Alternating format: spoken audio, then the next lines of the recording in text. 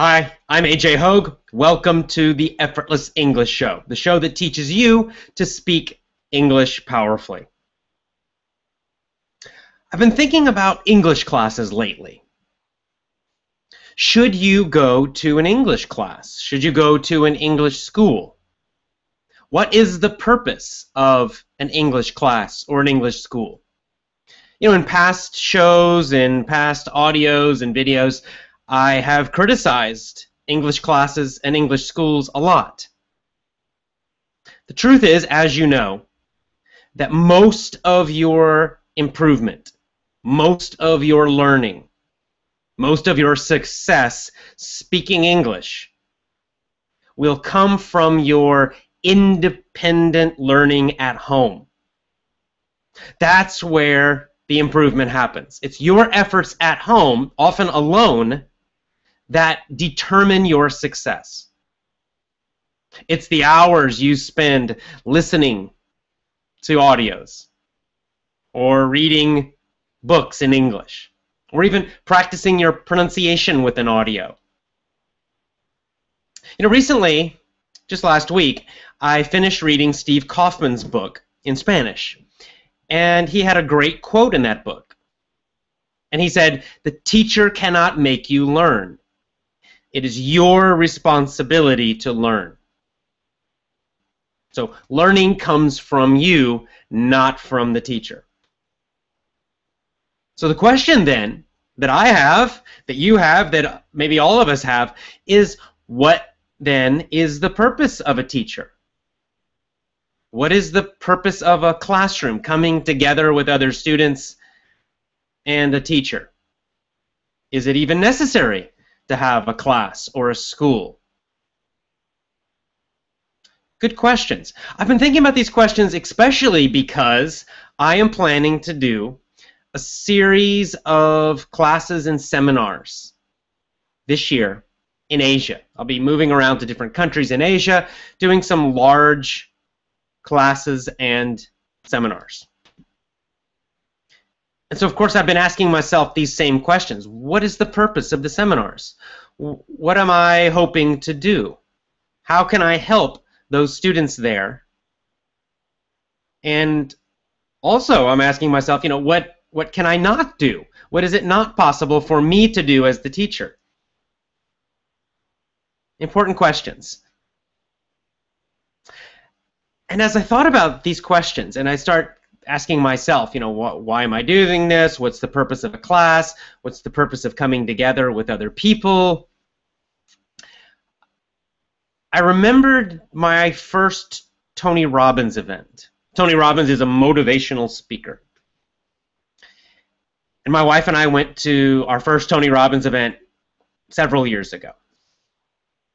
And my memory of that event is that it was this incredibly fun, emotional, powerful event. I mean, we screamed and shouted a lot. We jumped up and down. They played loud music. It was super energetic and fun. It was fun. It was a lot of fun. It was a very emotional experience for me. Now, also at this event, we learned a lot of great ideas and strategies for achieving success. But this event was only 4 days long. So of course I didn't actually do anything at the event. In those 4 days, I didn't change my business. I didn't change my health. Not enough time. So mostly I got energized and excited, and I learned new strategies. Now, of course, immediately after the event, I felt powerful, incredible, so excited, so energized to make changes in my life. And indeed, when I think about that event, I realize that the power of that event was that it helped me make psychological changes. I changed my emotions, I changed my attitude, I changed many of my beliefs about what was possible, I changed my goals, and I increased my confidence. I believed that, yes, I could do it. Yes, I could be successful. Yes, I could build a successful business, for example. Yes, I could be a successful public speaker. Yes, I could live all of these big dreams that I had. Now, of course, after that event, I had to go home and actually do all of the necessary steps and learning and work to achieve those goals, to achieve those dreams. Tony Robbins didn't do that work for me. I still had to do it.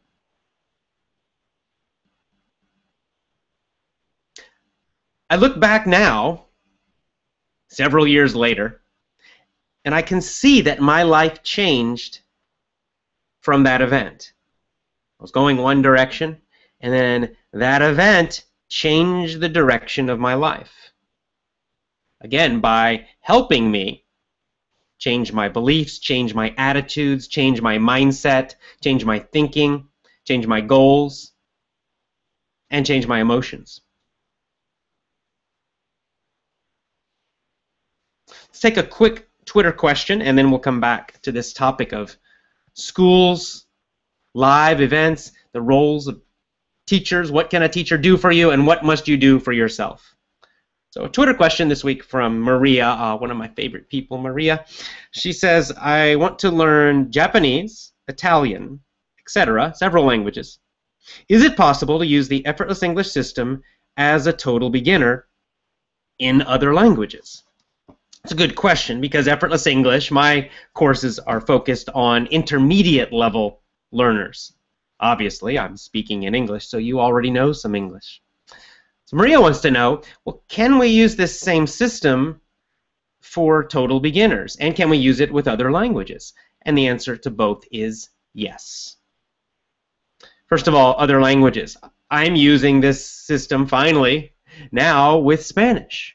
Now, I learned Spanish for maybe a year in school using the old methods, grammar and all of that, and had a big failure. I couldn't speak at all.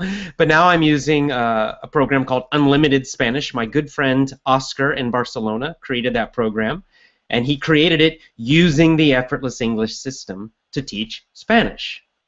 So there you go, Spanish, definitely.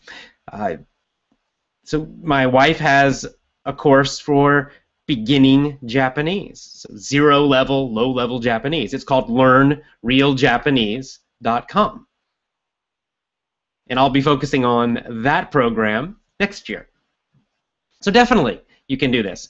You can also just create your own learning plan, independent learning plan for any language using the same principles of Effortless English, the 7 rules, all of those things you'll find in my email course and in my upcoming book. So yes, Maria, you can do it in other languages, and yes, you can do it as a beginner. So good luck. I look forward to hearing you speak different languages in that cute voice of yours. All right, let's get back to our topic. So we're talking about the role of a class. Why should you go to a class? Should you go to an English class at all? And if you do go to an English class or an English school, what should you look for? I mean, what is the purpose of that class for you? First, a few thoughts. So, thought number 1. You are responsible for your learning, not the teacher, not a school, you. Most of your learning, most of your improvement comes from the work you do at home, usually alone. Even in my Tony Robbins example, so it was a powerful 4-day event. I made a lot of big changes psychologically in my mind. But just going to that event didn't change my life. It wasn't that event that did it. Right? Because I came home from the event feeling great, yeah! And then, of course, then after a few weeks, that excitement kind of dropped. It was gone, right? And I'm not as excited anymore. But I had to do the work. I got inspired, I got motivated, I made psychological changes, I made big goals, and I learned new strategies at that live event. But all of that was still useless without action, without the actual daily work of doing what I needed to do to get success. And that's indeed what I have done, what I did and what I have done over the last several years. I had to take the steps. I had to work and work and work every single day on my businesses. Hours and hours of working on my businesses each and every day. Tony Robbins didn't do that for me. No one else did that for me. I had to do it. I had to have the discipline and determination to do that. And so the success I have now came from that work at home, that independent work. And the same is true for you. Your success with English speaking will mostly come from the daily effort you make every single day, listening to effortless English lessons, listening to audiobooks, reading novels, chatting with people, etc. Every day doing that. Hours and hours and hours of independent learning. You are responsible. That's where most of the improvement and skill and success comes from. You. And that's good news because that means you're in control, not someone else. All right, another idea. The purpose, therefore, of a class, and indeed the purpose of a teacher, is mostly inspiration. The teacher can't do the work for you. And indeed, the teacher can't even give you the skill. What the best teachers can do is change your psychology, change your beliefs and your thinking. The best teachers make you stronger. They make you feel more motivated. They help to energize you. And most of all, they build your confidence. They help you to believe that, yes, you can do it. Yes, you can have big success. Yes, you can achieve your dreams.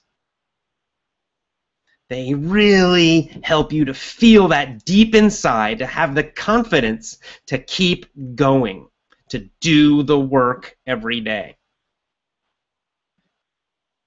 That's what the great ones do. And therefore, it's important to choose your teachers carefully, because the bad teachers are the ones who do the opposite. They kill your inspiration. They make you feel frustrated. They make you feel weaker. They make you feel more stupid. They make you feel that you can't do it. And this is why I am so frustrated, and indeed sometimes even angry, with most schools and with most school systems. Because what I see them doing is making their students weaker through tests and grades and criticism and constant error correction and many other things. They make their students weaker. They make their students less confident. They're doing exactly the opposite of what they should be doing. They're harming their students, and that upsets me a lot. Let's take another Twitter question. So Go Peter says, where can I get audiobooks? You always mention audiobooks. Okay, yeah. So audiobooks are a great way to practice listening. The best thing to do is to get a book, a novel, any book you like, and then also get the audio version of that book. So then you can read and listen at the same time. So the question here is, where do you get that audio book? Well, the good news is that Amazon now sells them directly. And most Amazon websites, they have something called Whisper Sync right now, and where you can buy a book and buy the audiobook at the same time as a package. Now, if you can't find that, they don't have that for all books. There's also a website called Audible.com. Audible.com focuses completely on just audiobooks. So you can find a lot of audiobooks on Audible.com. So Amazon and Audible.com, both great places to get audiobooks for extra listening practice. All right, let's go back to our topic of schools and classrooms and teachers. So what you're looking for, let's say you're in your hometown and you're listening at home, you're doing independent learning with Effortless English, that's great. But maybe you feel a little lonely, or maybe your motivation's dropping a bit, so you'd like to find a class in your hometown. That's fine. But be very careful as you shop and choose your class. Don't just go to the first class you find.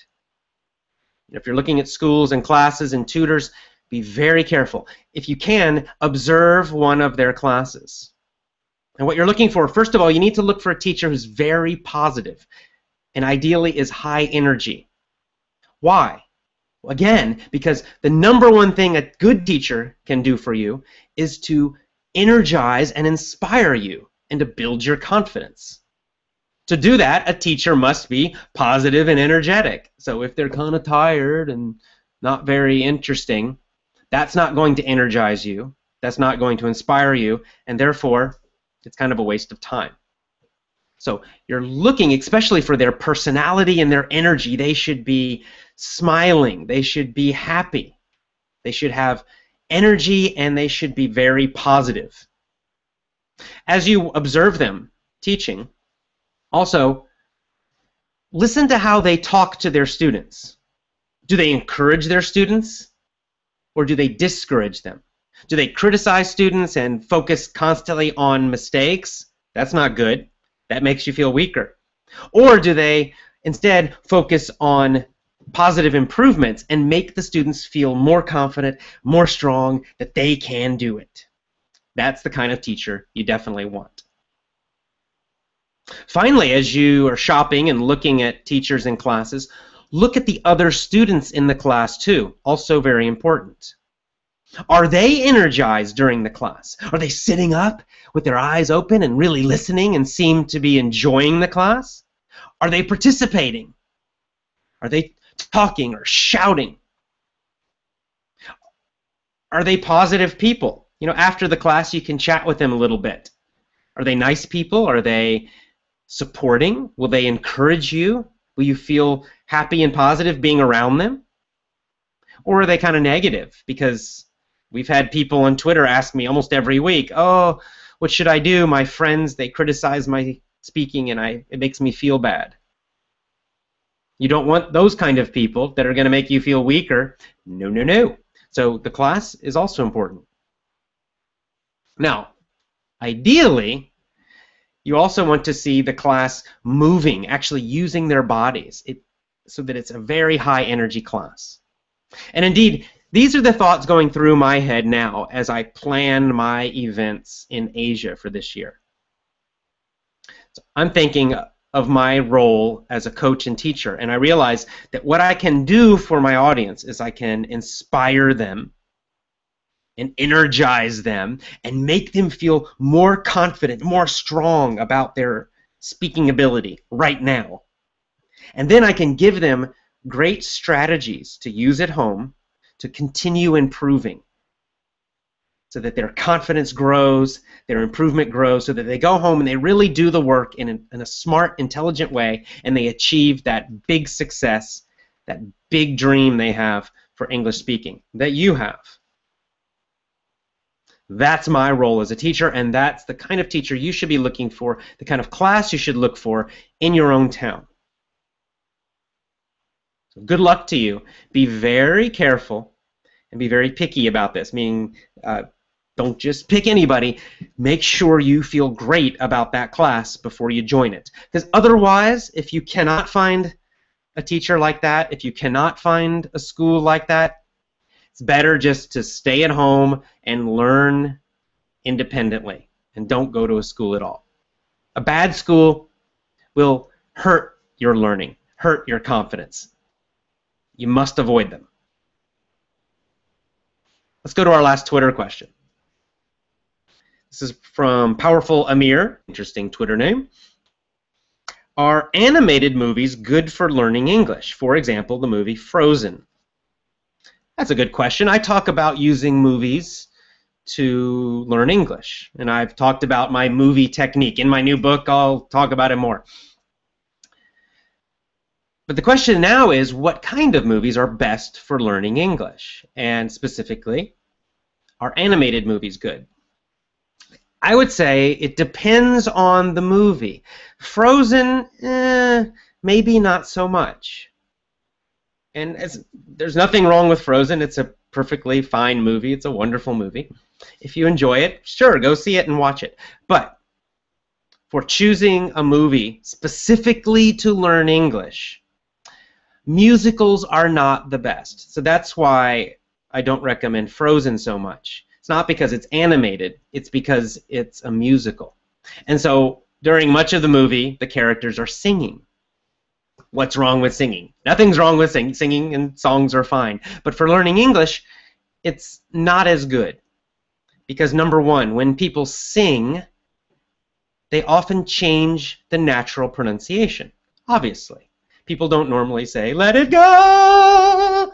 Right? That's not how people talk normally. You don't want to talk that way either. So the pronunciation is not natural. It's not natural conversational spoken English. The other thing is that songs are poetry. And so they use a different style of communication. The sentences, the phrases are not normal spoken English. They're more artistic. Sometimes they're very difficult to understand. Even a native speaker, I don't know exactly what the song's about. So for these reasons, musicals are not the best for learning English. In my opinion, the very best kinds of movies for learning English are dramas, modern dramas, and modern romantic comedies. The reason they're good is they have a lot of talking usually. The characters talk a lot to each other, and they have more normal conversations. The reason modern is important, modern means now. That means the movie setting is sometime in the present. Maybe 1970s or 80s or 90s, or that's okay. But you don't want a movie that is happening, 300 years ago. And the reason is, again, sometimes in those movies they use old styles of English speaking that we don't use anymore. So modern dramas and modern romantic comedies are the best kinds of movies to use when learning English, for learning English. Time for the Effortless English news. What's happening with me and what's happening in the world of Effortless English? Well, first, I just got back from camping in the Redwood Forest in Northern California. I went there with my wife and my two best friends, Kristen and Joe. We had a great time. Very relaxing.